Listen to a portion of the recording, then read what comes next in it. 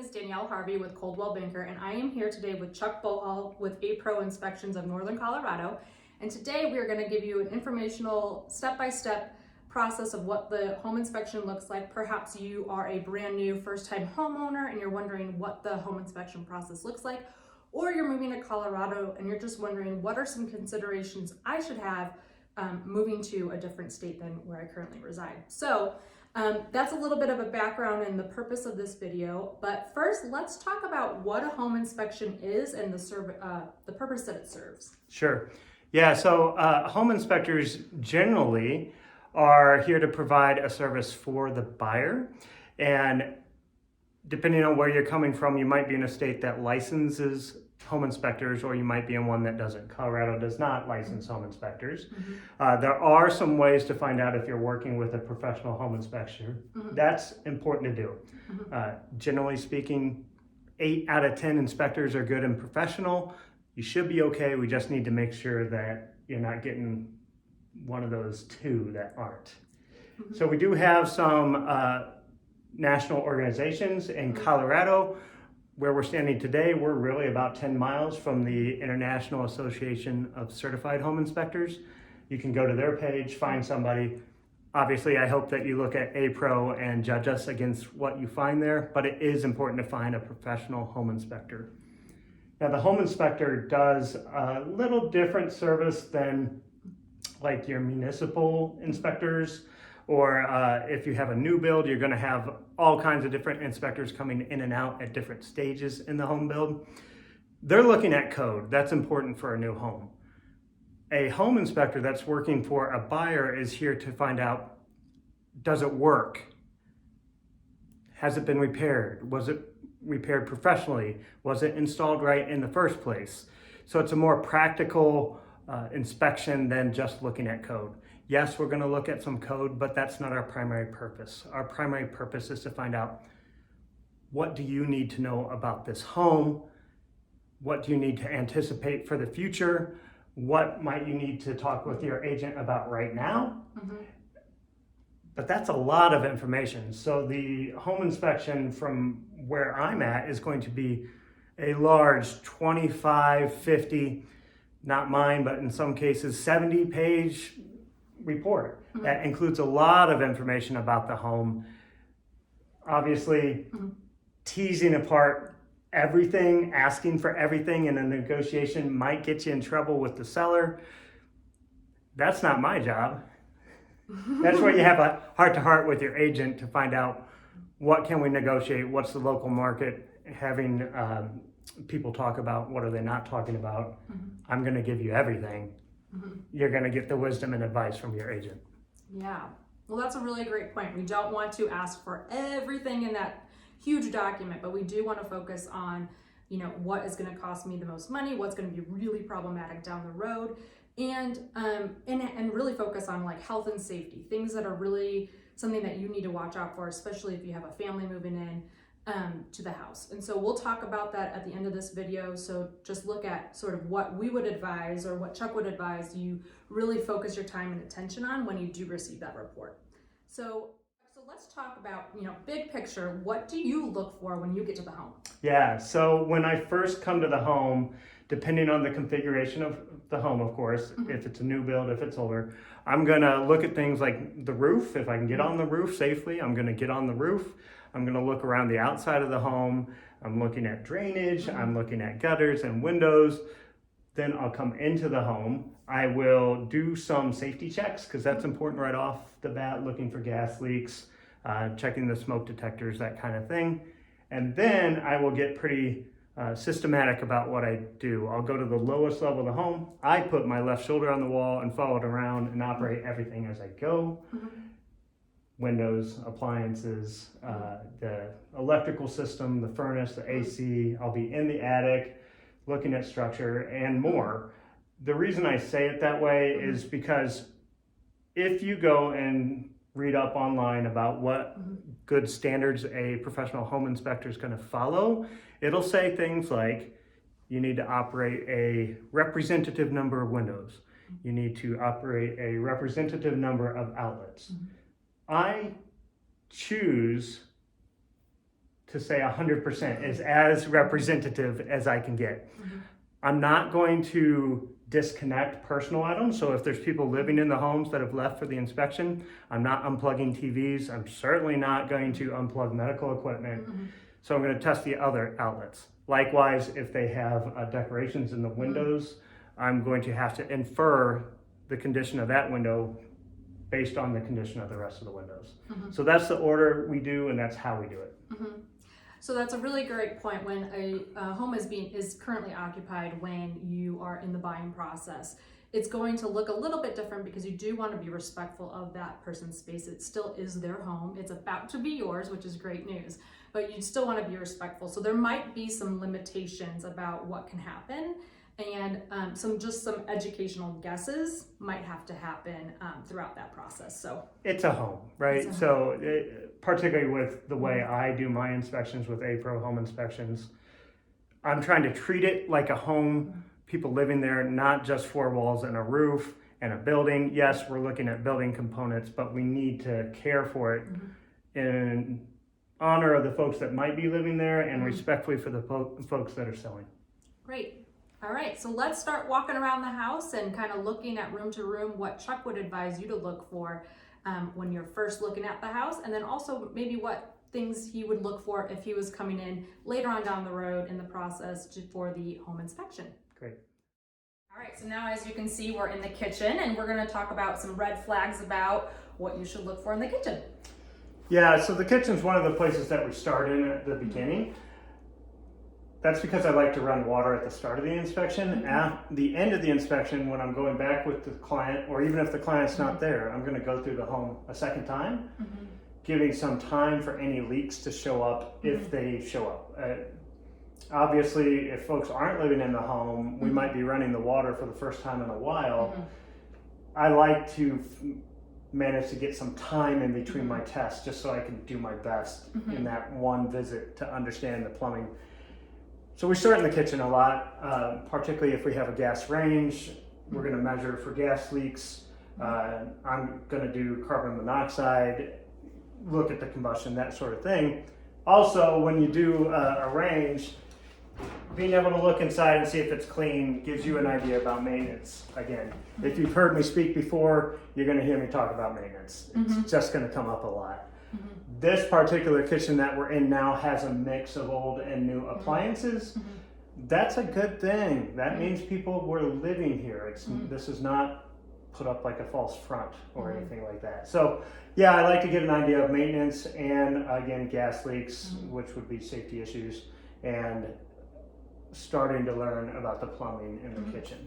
So it's a good place to spend some time. In fact, I'm also in here at the end waiting on the buyer to come for the walkthrough too. Well, it's great. Just kind of getting in, testing out all the appliances, opening up all the cabinets, just making sure that everything is, like you said, well taken care of. It's important. One quick note on safety issues. So things like a gas leak would be a fairly significant safety issue. Although I work for the buyer and I don't give out the information to anybody that the buyer doesn't allow me to, the one exception I make for that is if it's an immediate urgent health risk to the seller. If they're at the home, I'm going to let them know if there's a gas leak. Other things I may not, even though there's still safety issues. So I test the water. If it's above 120 degrees, that's a safety issue. If somebody likes a hot shower, they might have it set at 125 or 130. So we'll talk about that with context about different levels of safety issues. If you are a foster family or somebody like that, you might have more safety issues that you care about because your home needs to be approved and licensed to be a foster home. If you are retired and looking for a home to do a lot of grandkids in or things like that, there's going to be safety issues with that. If your kids are in college, you're probably not going to have the same suite of safety issues that you care about. So just the temperature of the water versus gas leak. I do my best to answer questions. Again, Danielle's going to be able to talk to you about what you care about or don't care about. I'm just meeting you on the day of the inspection. Mm-hmm. I may not have all that information. Yeah, that's a really great point. There's a little bit of a hierarchy of immediate concern and some things that can just maybe be tweaked or adjusted and really not be that big of a deal down the road. So, all right. We're in the living room of this great home, and I just want to ask Chuck, what would you look for if you were on the tour for the first time in a living room? Yeah, so in real estate, you're going to have a gut response to stuff. Your gut response is an emotion response. It's not what you really want to pay attention to, except for your gut does inform the facts that you're looking at, and that matters, right?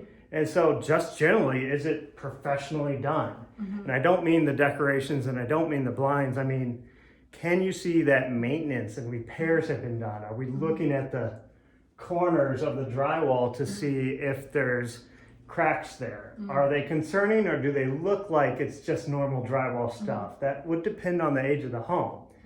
It's Colorado, right? So in Colorado, it's so dry that caulk is a bigger issue here than it is in more humid states. So the interior of the windows and really the exterior of the windows as well. Do you see that the caulk is in good shape? Has it been replaced? I don't care about discoloration, actually. Discoloration means somebody probably replaced it at some point. These are good things. We have a fireplace back over here in the living room too. Same kind of thing. Is it well maintained or not? This matters because it's not living room specific. This is giving you ideas about the home overall. So one, your gut reaction does kind of matter. We're looking at finding a home. Two, are things in decent condition? And again, we're not talking furniture, we're not talking necessarily condition of the blinds. We're talking about, are the corners plumb? Was it built well? Is the wear and tear on the floor normal looking or extreme? Is everything brand new? Now we're going to talk about, was it fix and flip kind of thing or not? So even seeing evidence of past maintenance is nice, because then you can see it happened over time. Well, that's great. What would you be looking for in an inspection? Would you be digging around in the fireplace, opening up all the windows? What does that look like? Yeah, good question. I would. So importantly, you were talking earlier, and we're focusing on safety issues to some extent. Those are often the things that can be discussed. Locks on windows are a safety issue. We're on the main floor here where we're standing now, and so whether someone could open that window from the outside or inside, that's a safety issue. So I'm going to open and close every window. I'm going to turn on and off the fireplace, dig in it. Prior to that, I'd be checking for gas leaks before I turn anything on. And looking, even dust bunnies underneath. If I don't see dust bunnies underneath, or actually better yet, if I see about 1 to 2 years worth of dust underneath the fireplace, that's fantastic, because it means it's been cleaned before, not just to put on the market. So that I think's there. And hopefully in a professional home inspection, if you're able to attend, I welcome folks to attend any or all, at least the last hour. It's not hands-free. My insurance covers the agent and the buyers when we're in the home, and so this is go ahead and operate stuff like you would on a normal day. All right, so as you can see, we're in this bathroom, and we're going to talk a little bit about what we should be looking for when you go look at a bathroom. It's Colorado again, so all that caulk, there's a lot of locations in the bathroom where the caulk can dry up and crack. So we're looking at that because we want to be concerned about where would any water go if we had a leak, or if there's somewhere small that starts as a small issue. Leaks don't get smaller, they get bigger, so we get concerned about that. We're going to run all the water that we can run. We're going to test stoppers. We're going to be looking to see if there's any leaks at those connections under the sinks. We're going to do some ventilation checks like that. That one works. And talk about managing the moisture in the room. Specifically, I get questions sometimes in a bathroom or even in a laundry room or kitchen about, what do we do if we see cracked caulk? What if it's really bad at the tiles in the shower? Well, hopefully things have been done to make a redundant system. So we should have a tile that is well sealed that prevents the water from getting in. That's what we're looking for in the home inspection. However, if it's bad, we also are hoping that it's been well flashed, that the original install was done well to prevent moisture intrusion into the wall. So we now have 2 layers that are preventing moisture intrusion. On the home inspection for a home that's finished, we may not be able to see what's going on behind the tile. Now, if we're doing a pre-drywall inspection or we're looking at new builds that are not complete yet, that's kind of the reason on a new build to have more than one visit, because we do get to see, is the flashing done right? Is the shower pan done right? What about any connections to the plumbing? So there is a difference here on if you're looking at an established home or something that's been around for a while, or if you're having something built. There's a little bit of some different choices we make for the inspection to be able to test those things. All right, so now we're in the basement. We're gonna be checking out some of the major systems of the house. And so I want to turn it over to Chuck to talk through what we'll be looking at. Sure. Chances are, if you come to the home inspection in the, an hour after I started or before the end, you're going to find me in this room. This is the room I spend the most amount of time in. All the different mechanical systems.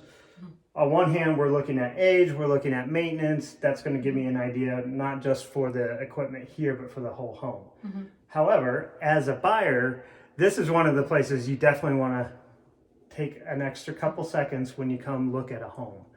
You can get a lot in here by looking at the surface. Is it dusty? Is it not dusty? Has it been serviced or not? Likewise, for bang for your buck, like knowing if you've got an older or a newer furnace is helpful. And some of them you may not be able to get into just when you're walking through because you need a screwdriver or whatever, but others just open up. And being able to look inside and say, do I see a lot of dust? Don't throw your hands in there. I don't want you to mess with things when you're just looking at a house. But even at the top that you're going to be able to see without having the panel on, is there a lot of corrosion here? Does it look like it's been cleaned? Sometimes you'll have a maintenance sticker that may have some dates on there. That tells you about if the equipment's been maintained. I would rather have a home that has, slightly older mechanical systems that have been well maintained.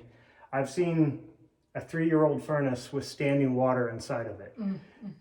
That's the kind of thing that you're looking for when you're just walking through a house, because you don't need me to come in after you're already on contract and say, oh, this is 30 years old. You're going to have to talk about that. You can, when you go through the home in the first place, say, hey, this looks older. I'd like to know the age and find out if the seller is even interested in talking about that kind of stuff or not. And then discuss your offer with your agent, because those things, when you're walking through a home just for showings, spend extra time in the mechanical room. So we promised earlier in the video that we were going to talk about some of the main big ticket items, things that become problematic, very expensive, very quickly. And this is a really great place to talk about those. There's several things that I would look for on a home inspection that have to do with either something that's going to be a defect on the home that's going to be a hassle to work with, or maybe something's going to be high maintenance to deal with, or it's going to cost a lot of money to deal with. There's always different solutions. It would be helpful for buyers to know, is the solution expensive, or again, if it's something like hot water, can I just turn down the water temperature at the tank? That's easy, right? So structure can be a big issue. And that's not something I would expect a buyer necessarily to be able to tease out on a showing. That is something that an inspector should come in, I measure the foundation for if there's any peaks or valleys or slopes to it. I do something called a foundation level survey to check how much differential I have at any spot in the home. You'll hear the classic story of a home inspector using a marble to check. Okay, sure. I'm glad they're checking, right? But also structure matters in the attic, and it matters down here in any unfinished concrete walls. We're looking for a certain number of cracks there. It's Colorado. Yes. Concrete comes in two forms here. We have new concrete and we have cracked concrete. That's it. So let's talk about those cracks. I'm going to look to see if they're problematic, or if if they're flush and they're small and they're not opening up. There's any number of things we look at to give us an idea for structure. We have mechanical equipment here. This costs a lot of money. Maintenance can increase as it gets older. We've got the air conditioner in addition to water heater and furnace. Those can cost quite a bit, but you're going to have to weigh that against other things that may cost, like, are the windows new? Did they look in good shape? Were there problems with the locks or opening and closing those? Because windows cost a lot. So if you have, like in this home, it looked like new windows. I didn't look real close, but they look newer. That's a lot of money that got put in. That's more money than the mechanical systems based on the number of windows I saw upstairs. So you do have to weigh these financial things. The final one in here, Danielle, behind you, is the PVC, and there is a clean out at the bottom of this. I always recommend to my clients that they consider a sewer scope. That's hard on a new build or something that's younger. But when I did my first training, I went and joined another franchise owner in Alabama. We did a brand new townhome, and we did the sewer scope, and the line wasn't connected under the driveway. We're talking maybe a couple $100 to get it done, depending on where you're at and what you're accustomed to. Here at this point in time, we're at $175. I use a licensed plumber. I have them come in to do it. If there's a problem with the line, like it's disconnected or it's cracked or the material's bad, you're talking at least 4, if not 5 digits to get that replaced and repaired. So that's a big money item for something that doesn't cost you that much to have it looked at. I recommend that. Likewise, radon's the other popular one in Colorado. In the last couple of years, the Secretary of State and the legislature did pass a law, so you are required to be licensed to test for radon in Colorado now. That means eventually the cost is going to creep up. Right now, we're currently in a transition phase where it looks like most of the paperwork and insurance required for that is catching up with the law now that everyone needs to have a license to do that. It got so much attention because radon is a human health risk. Long-term exposure to elevated levels of radon, there's all kinds of health defects that can happen from that. Primarily lung cancer being the one that gets the most notoriety, but it matters. So rule of thumb, EPA says if you're going to be living in the bottom level of your home, you really should have it tested for radon. We're at the point in Colorado where knowing your radon level probably becomes something that helps you sell the home eventually and preserve the asset. If you don't know, somebody's going to ask you. So there is a component of like, yes, it's for human health. Despite what you intend to use it for, people are going to expect you to say it's good or bad and know those things. Yeah, radon is a very hot button topic, especially here in Colorado when we do see a lot of finished basements, especially where you're going to spend a lot of time in. And so let's talk about what that actually looks like, because that is a little bit of a different scenario. That's an add-on sort of to the general home inspection, but it also is not going to be done that day. So there is going to be some communication that we'll have to have with the seller, because I would love for you to talk about kind of what that looks like, how long it takes, what data it captures, and that sort of thing. Sure. Yeah. Radon is a 48-hour test is still a short test, technically. You can get, often from the county or the hardware store, a one-time test, but that's just one moment in time. So yes, that's a true test that gives you a true number. In a long-term test, the kind of gold standard is 90 days.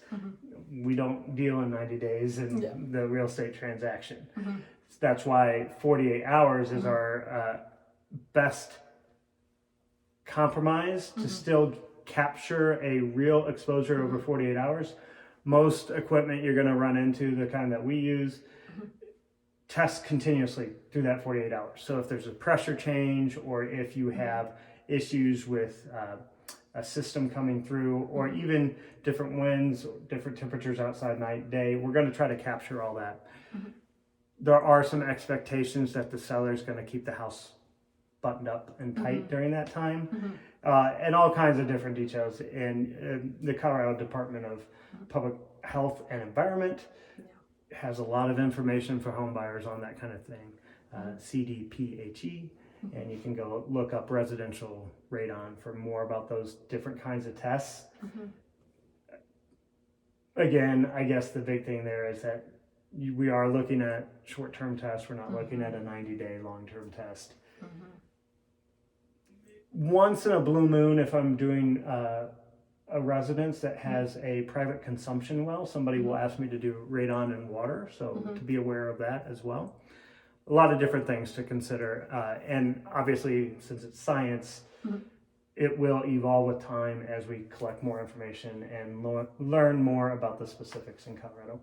So there are options though, if a radon test does come back, high, and that we are kind of currently concerned about, those levels that we are reading over that span of time.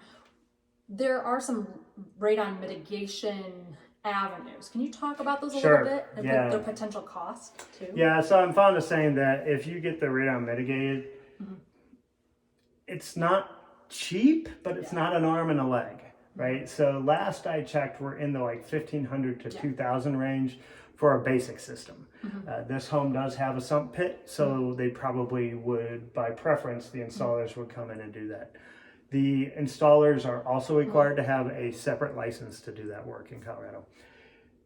If you wanted to have a system that didn't look like a snorkel on the side of the house, if you wanted it to go up through the walls and go out through the roof or something like that, that may cost more because there's more construction demolition to do there. Your price can go up quite a bit. If you're looking at a new build, or really many homes built in the last 5 years, they might already have the piping done. And if you find elevated radon, it may be as simple as adding an appropriate fan to that. That would be a fairly cheap option. So we're talking, $1,000, $2,000, a big project in a home that has to take out a lot of interior finishes and restore it to the way it was. That's going to be like the same cost as remodeling a kitchen or something. So you could certainly find ways to spend money, but on the lower end, you're looking at, is there already a system? Do we need to add a fan? Is there a sump pit? Those sort of things. So just not to scare you, that radon does come up quite a bit during the buying process, but there are ways to mitigate those issues. So just wanted you to be aware that it's not a lost cause if you found a radon in your dream home. So, all right. All right, so we were in the upstairs of this home and we found an attic access point. So we're going to talk a little bit about the roof. Yeah, so the attic's right above us, and this is where I come in the home. I'm looking at structure up there, insulation, ventilation, but also the roof. I do get a lot of questions from people about weather. When it's not safe to go on the roof, if there's snow or ice, or if it's actively raining, doesn't happen a lot here, but it does happen. There's pros and cons to every kind of weather, because if I have moisture on the roof, I get more information in the attic about if things are leaking. There are some types of insulation that really show moisture. If it's sunny up there, I will get more information about if there's gaps in the trim on the outside too, because I'll turn off all the light, my headlamp and flashlight, and stand up there in the dark to see if there's sunlight coming in. That's only on a sunny day. So there's pros and cons to everything. But I can tell a lot from the roof when I'm underneath. If there is a humidifier in the home, if it's been run too high for a length of time, I'll be able to see that based on how shiny the backside of the nails are, or if there's staining around them on the sheathing for the roof. All kinds of different things when we're up there.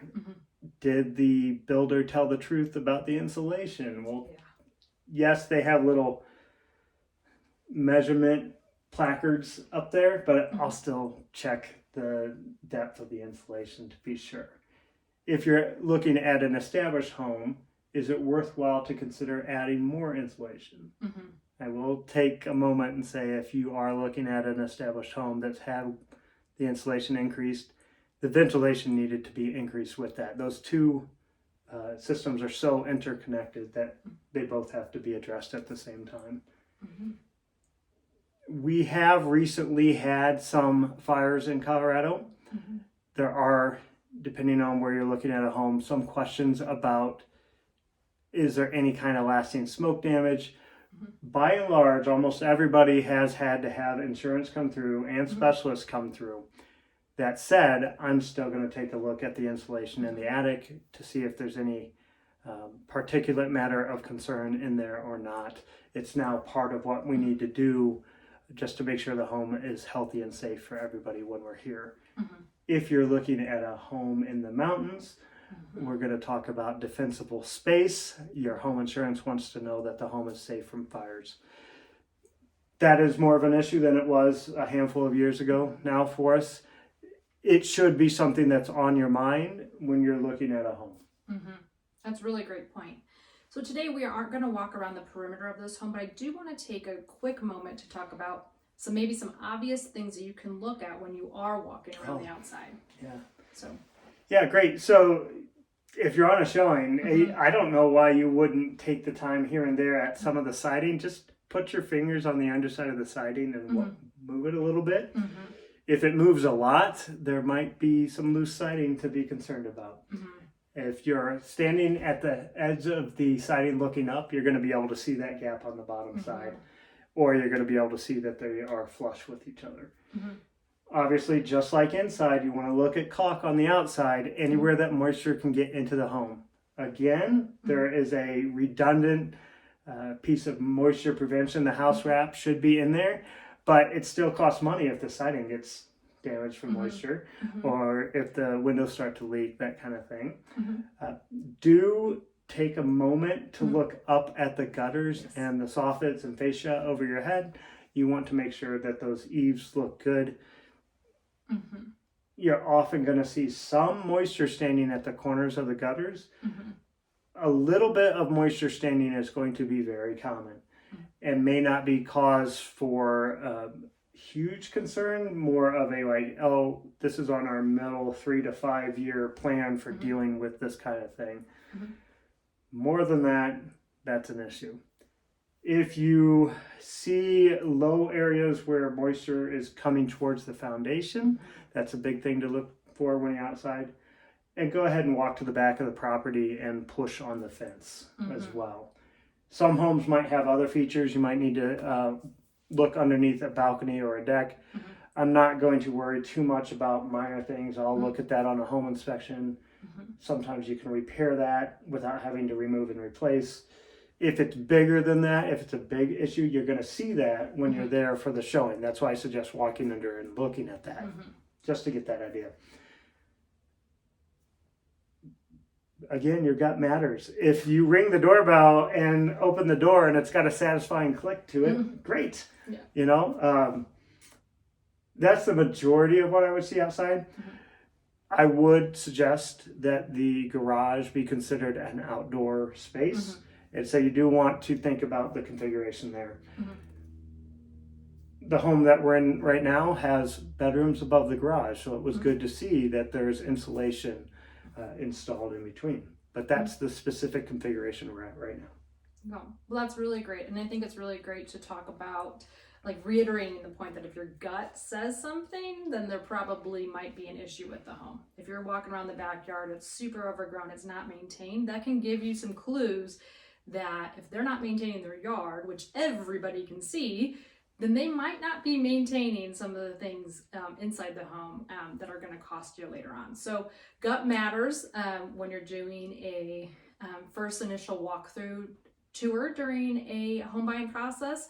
But just know that later on, if your gut isn't giving you red flags, that you are going to have a full inspection to really dive deep into the major parts of the home just to see what you are buying and be aware of like what you're going to be needing to insure and all that kind of thing. So it is a good point right now to talk about that Colorado is a buyer beware state. Yes. And so that's just something that you want to keep into consideration, that you really are buying a home as is, and you are more than welcome and even encouraged to hire a home inspector just to see what you are buying, but you are in a buyer beware state. So it is frustrating for people sometimes because I'm going to operate things like you would on a normal day. Today it's maybe 35, 40 degrees outside. I'm not going to operate an air conditioner if it's below 65 degrees. That risks damage to the air conditioner.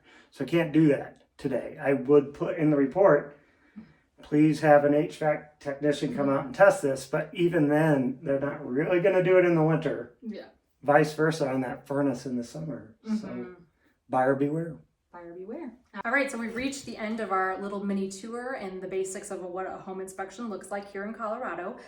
So let's just recap really quick. What would you say are your top 3 things to really focus on when you get the inspection report and you're trying to prepare the home, the inspection objection for the seller, which is a part of the Colorado contract, the things that you're gonna either have them fix or provide any sort of compensation at closing. So what would you say, if you could narrow it down to your top 3 things to focus on? Yeah, so one's going to be the roof, just because your future home insurance is really going to want to know. They don't want to insure a roof that came into their inventory damage. So that's going to be big just for the ability. Even some of the financials can depend on what the home insurance has to say. Yeah. So that's big for that reason. For money reasons, you want to talk about windows and potentially mechanical systems. More specifically, the level of maintenance.